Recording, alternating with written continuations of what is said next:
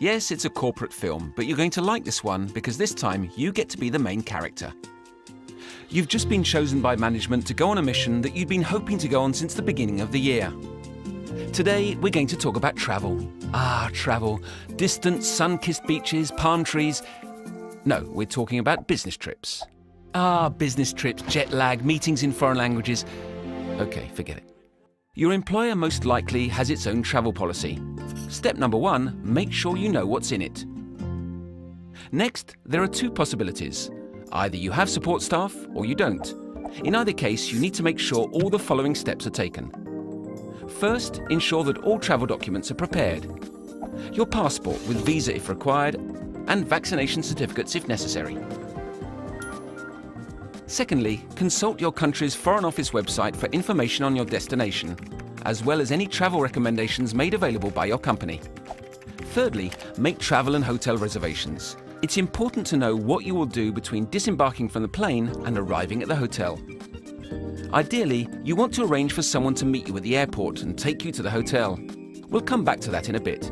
And finally, read up on your country of destination in a guidebook or online to know what kind of clothing and items to pack. Again, there are 2 possibilities. Either you have support staff or you don't.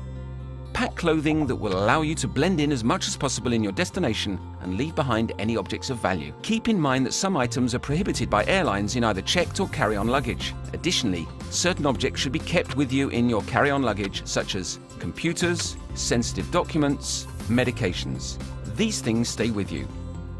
And then there are the items that are banned in certain countries, such as alcohol, certain magazines, and not just those with adult content, some medications. Be aware that certain substances are forbidden in some countries. If you're currently being treated for a medical condition, make sure you have a prescription with you, with the generic drug name clearly marked. Keep this on you, as well as the following documents, some of which we've already mentioned: passport, vaccination certificates, list of emergency numbers, medical assistance card. Keep the originals with you, and copies, both hard copies and digital, elsewhere.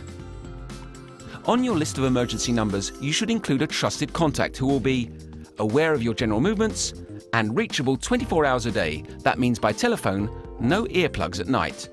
So we're talking about a colleague rather than a spouse. Ready? Off we go. Your trip has begun. On the plane, as well as at the airport, keep any business conversations discreet to make sure you aren't handing your competitors free advice on how to land the deal. Or better still, don't talk business at all. Stow your luggage. If you have work to do, put a privacy filter on your computer screen. Otherwise, sit back and relax. Customs. A simple formality, or maybe not. Either way, you should be patient, cooperative, and calm. Airports throughout the world are generally controlled areas with temperatures of about 17 degrees Celsius. Our advice is to stay cool when dealing with any potential issues. If someone is coming to meet you, ask them not to put the name of your company on a welcome sign. It's better to agree on some other code or even just a number. Then, to be safe, ask the driver to tell you where they're taking you to confirm they're legit.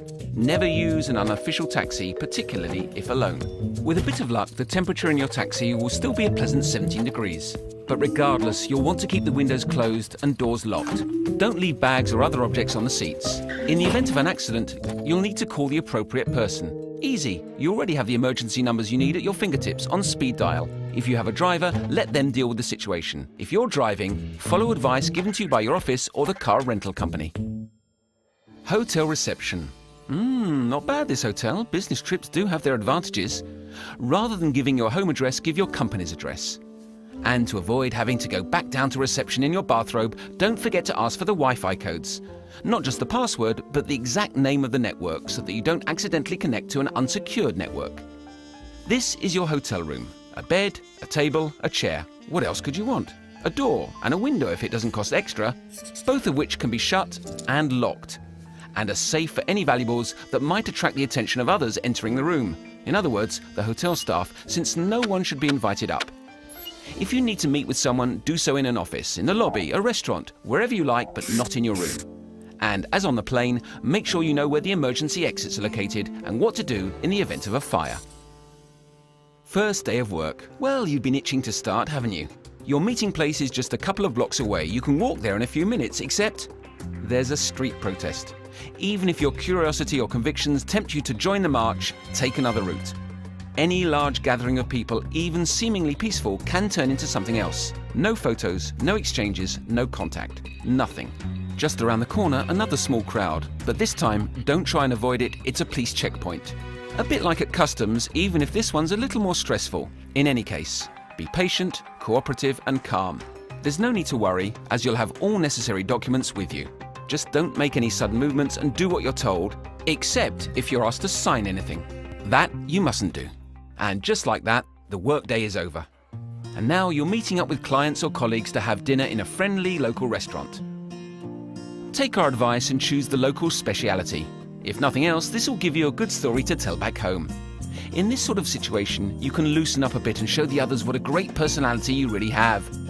That's all fine, but there's no need to show off your valuables, in any case you didn't bring any, or go over the top. This isn't just a question of style, but also of safety. As a general rule, you'll want to be discreet, especially in the street. And yet just imagine that you are attacked. This time, it's not really like being at the customs, more like a security check, but much more stressful. So, be patient, cooperative, and calm. Yes. Don't make any sudden movements. Do what you're told. Right. But to be very clear, don't make eye contact with your assailants and don't resist. For the most part, they want to move along quickly and you'll soon be out of harm's way. Afterwards, the first thing to do is to call your security contact, who will advise you on your next course of action. By the way, it's better to use an indoor ATM. So there we are. Let's hope that the chef's special will be the most memorable part of your stay. Otherwise, that's all. So thank you for listening and have a good trip.